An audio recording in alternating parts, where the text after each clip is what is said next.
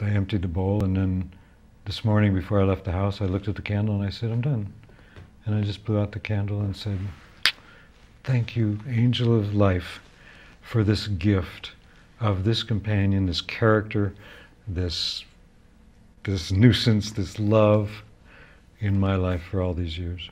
And the way I'm going to receive that gift is to embody that in me and remember that I can be crabby, loving, demonstrative, take care of myself, get my needs met. I can take her spirit and like make it mine and not deny any of the kind of truth that I experience and feel in my life, because she didn't hold back. She didn't have rules. She didn't have agreements. Oh, I shouldn't come in and ask for dinner until he's finished with his apprentice on Skype, you know. She didn't do that. That's a human thing. So beautiful.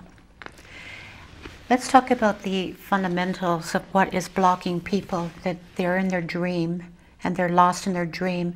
People become hypnotized, mesmerized. They are lost in practice manners. Yes. They are completely institutionalized inside of themselves in this way of being. Yeah. And there's no way that life can enter there. They think they are living, but they're actually just going through the motions of living. And what comes with that is there's a feeling of numbness, an incredible numbness that is absolutely paralyzes them. And then this way becomes they get used to this way of being. Yeah. And they start to think that this is their life. I mean, it's unbelievably sad, but it's the reality. Yeah. And there seems to be a lot of people in the information age that we're in right now, as everything is quickening up and people have moments to process things, and there's an incredible numbness that's going on. So let's talk about that and explore that. Yeah. What possibilities there is for those who are listening to us and are saying, you know, I'm hearing a lot there, but I just don't know how to implement it. I don't even know where to begin. Mm-hmm. So let's start at the very, very beginning of what they could do and offer them some jewels there. Beautiful. Of wisdom. Yes. And I love the way the Toltec path is arranged in masteries, because that a mastery of awareness, which is what we're kind of creating mostly here, is the mastery of awareness that says, oh, this is not really life. I'm living through a program that other people programmed into my mind, and I'm using that program to distort the incoming sensory data, and I'm distorting it, and I can't really see what's out there. I don't really know anything about what's out there. That is the wake-up call. We call it dreaming, and the mastery of dreaming, and the mastery of dreaming is to be constantly aware of the fact that we're not seeing what's out there. It spooks a lot of people. They go, well, then how do I know it's real? How do I know what's going on? I say, you don't. And because of the distortions, like you said, we spend a lot of our energy as humans putting up false fronts and strategies and masks and playing roles to protect ourselves from people finding out all the things that we were told were wrong with us. And when we didn't behave properly and we chewed with our mouth open and we didn't, and we were late and we shouldn't, and we said that and we talked back and we used anger and we cried, and most of it was emotional stuff.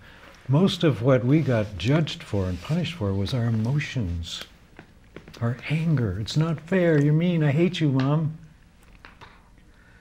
I think a lot of us would know what happens when we say that. Rarely do I talk to anybody that says, oh, when I said that, my mom took me in the bedroom and said, where's your mom pillow? And we found my mommy pillow in a plastic bat, and I beat up Mommy, and she was right there saying, yeah, you tell your mommy what she did wrong. You tell her why you're mad. And Mom's listening, and when it's all over and he's exhausted, she says, oh, sweetheart, I think Mommy could fix some of that. Now, here's what we can't fix, but this is what we can fix, so let's talk about this. I haven't heard that story very much. So that's what clogs us up, is the old program.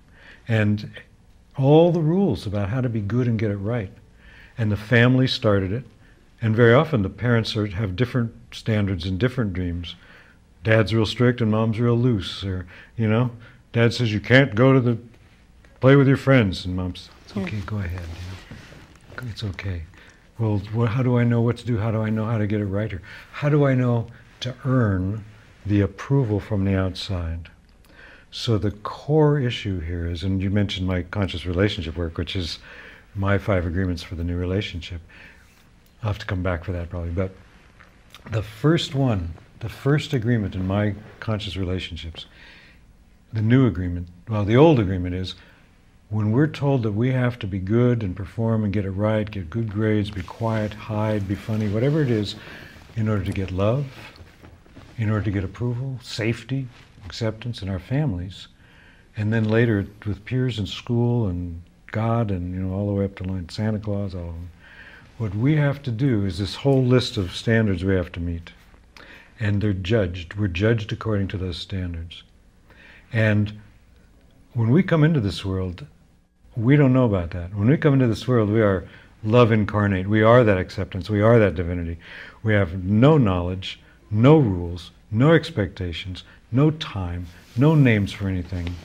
We can lay out there on the table and be naked, and the neighbors come over and they're changing us, and they say, "Oh, isn't he cute, you know? Oh, she's so darling."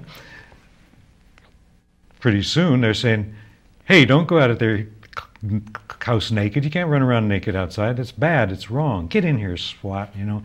What's the matter with you?" "Well, I came in here naked, and it wasn't wrong for the first 6 months, and now it's okay, I'll catch up. So they teach us that that love and approval exists outside of us. And in order to get it, we have to be good and get it right and perform.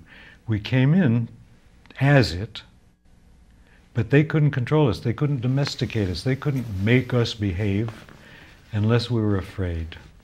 But we weren't afraid of anything when we came in. So how do we allow the crack of light to come in there? I would think through, first of all, curiosity. One would start with that and say, well, how do I undo this numbing effect that I have here? How do I undo this mesmerizing, hypnotized, robotic way that I have of being in this world? Yeah. Be curious that something else could be happening here.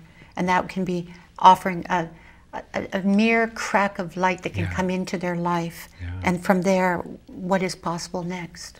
Yeah, and I like to hold out the carrot that says what's possible is you can go back to that default state of love and happiness and joy and freedom from judgment in full acceptance of yourself and the world. And all it needs is changing the program that they put in there. So, so the tools, you know, that first opening is the awareness that this isn't it. The awareness that we're robots acting out of a program. If people come home at night after work, say, and they collapse and they say, "Oh my God, I just am exhausted," and they just turn on the TV, they eat microwave dinner and they turn on the TV because they have no energy for anything creative or joyful.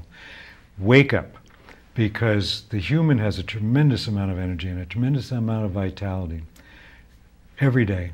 So when you say wake up to the fact that you are using your vital human energy to put up masks, to hold on to facades, to try to get right for the boss, and then the kids, and then your partner, and the grocery clerk, and you're character acting all day, right, and exhausting yourself.